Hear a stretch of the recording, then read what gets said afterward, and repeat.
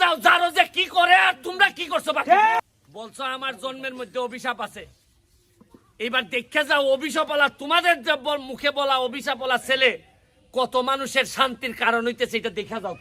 শিবানী মনে হয় কইছিল যে এই বৃষ্টিতে কষ্ট হয় রেইনকোট দেওয়ার জন্য। জননী তখন আমি কইছিলাম যে আমি দিমুগো দিদি।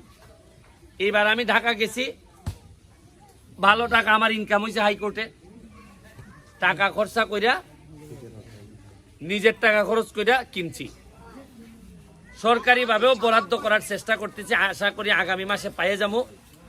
আরো সরকারি ভাবেও রেইনকোট কইছি যে আমি যতদিন এমপি আছি আমি কথা দিছি যে আমার চা বাগানের 24টা চা বাগানের কোনো মহিলা যারা বাইরে গিয়ে চা পাতার কাটে তুলে তাদের একজনও এই রেইনকোটের বাইরে থাকবে না।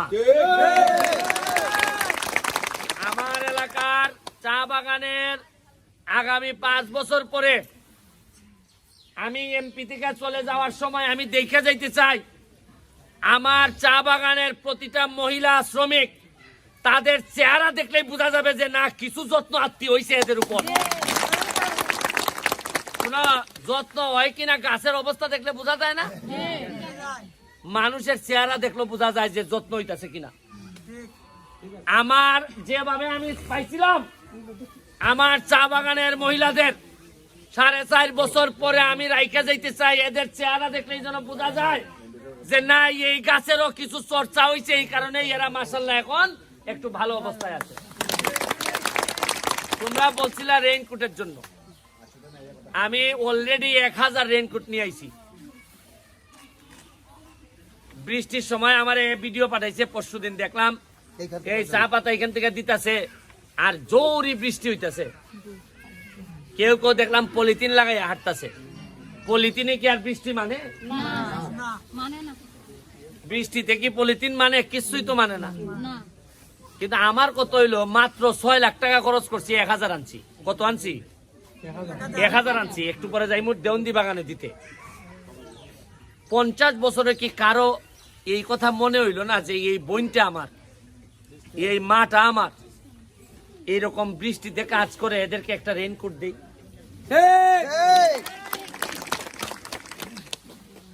আর বক্তব্যের সময় তো বোঝা যায় যে সবচেয়ে খারাপ আমি।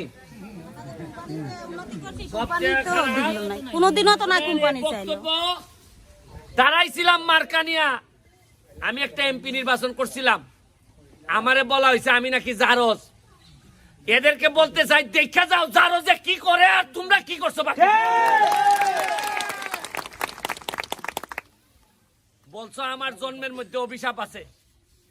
এবার দেখে যাও অভিশাপ বলা তোমাদের মুখে বলা অভিশাপ বলা ছেলে কত মানুষের শান্তির কারণ হইতেছে এটা দেখা যাও। চা বাগানের লোকরা নেতৃত্ব দিবে একদিন, আমার বাচ্চার কাছে না, আমার ছেলের কাছে না, চা বাগানের বাচ্চাদের কাছে আমি ক্ষমতা দিয়ে যেতে চাই। মৃত্যুর আগে দেখে যেতে চাই চা বাগানের লোকরা নেতৃত্ব দিবে। এটা আমার একটা স্বপ্ন। যোগ্যতার ভিত্তিতে নেতৃত্ব দিবে। আর না বহুত হয়েছে, শুধু মহিলা ভাইস চেয়ারম্যান আপনাদের চা বাগান থেকে হয়েছে না? আমি চেষ্টা করে যাব আপনাদের ভাগ্য বদলের জন্য। আপনারা শুধু আমার জন্য আশীর্বাদ রাখবেন।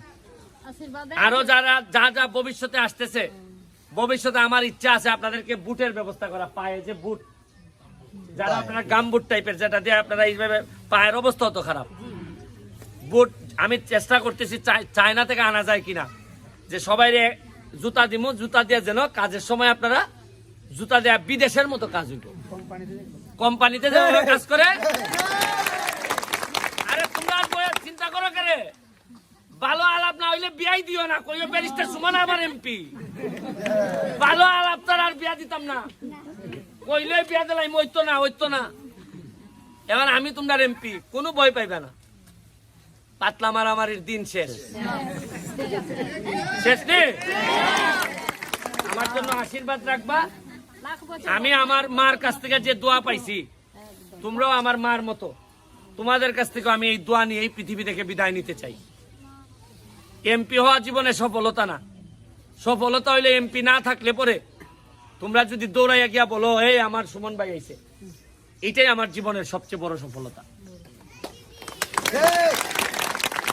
তোমাদের রাস্তাঘাট মন্দিরের জন্য কাজ চলতেছে, যা যা পারছে, খালি তোমাদের মন্দির না, কোন চা বাগানের 24টা চা বাগানের কোন মন্দিরের কাজ অসম্পূর্ণ থাকবে না। আমি আছি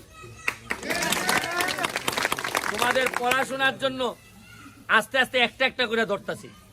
মাত্র 4 মাস হয়েছে, যাইতেই তো লাগে, 23টা বাগানে যাইতেই তো সময় লাগে। এইবার 5 লাখ টাকার ফুটবল আইতেছে। কয় লাখ টাকা? খেললা খেললা জীবন কাটাইবা। এরপরে এই মাঠ ভালো করে বানাই দেওয়া হইব, এটার মধ্যে গ্যালারি বানানো হইব, পাকা গ্যালারি। তোমরা পয়সা না খাইবা। এরপরে এইখানে বাঙ্গা, দেখছো নি রাস্তা কিভাবে ভাঙতেছে, এই ব্রিজ এগুলা বানাই দেওয়া হইব। এই আগামী সপ্তাহে কাজ ধরবো, ওই যে রাস্তার নিজামে কাজ ধরবো। এখানে স্বরূপ মেম্বার আছে, সবাই মিলে মিশে টাকা যা আছে সব তোমাদের জন্য। এবং তোমরা, আমার কাছে মনে হয়েছে যে আমি এই যে একটা ভোট তোমরা আমারে দিছিলাই, এইটা তোমাদের আমি চেষ্টা করবো এই এক ভোটের মাধ্যমে তোমাদের জীবনের ইতিহাস আমি পাল্টাই দিতে চাই। খালি তোমরা না, শ্রীমঙ্গল মৌলভীবাজারের যারা চা শ্রমিক ভাই বোনেরা আছে, এরাও কিন্তু ভিডিও দেখতেছে। এরাও কইব কি, কইব যে ব্যারিস্টার যদি রেইনকোট দিতে পারে তুমি দাও না কেন? ওই এরার এমপিরে ধরবো।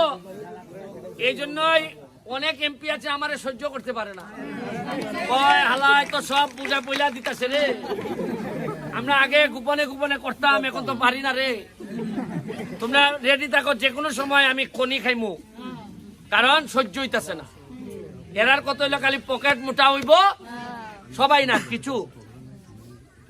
তবে আমি তোমার যে বন্ধু বান্ধব আছে না, শ্রীমঙ্গল মৌলভীবাজার সিলেট আছে না, কানে কানে ফোন করে কইবাই তোরা রেইনকোট পাইছস না, আমরা এমপি তো রেইনকোট দিছে, দেখনে এরা লইয়া তোরা নি চলাইব।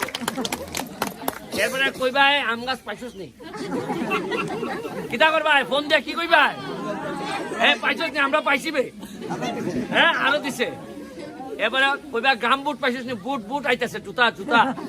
এরপরে যখন এরা কিচ্ছু পাইতো না, এরপরে জুতা উড়ে আমার হ্যাঁ দৌড়াইব, পাগলা ঘন্টা বাজায় দৌড়াইব। ঠিক আছে, আশীর্বাদ রইলো। আর আমরা যারা পড়ছি, আমরা এখান থেকে একটা ছবি তুলে নাই।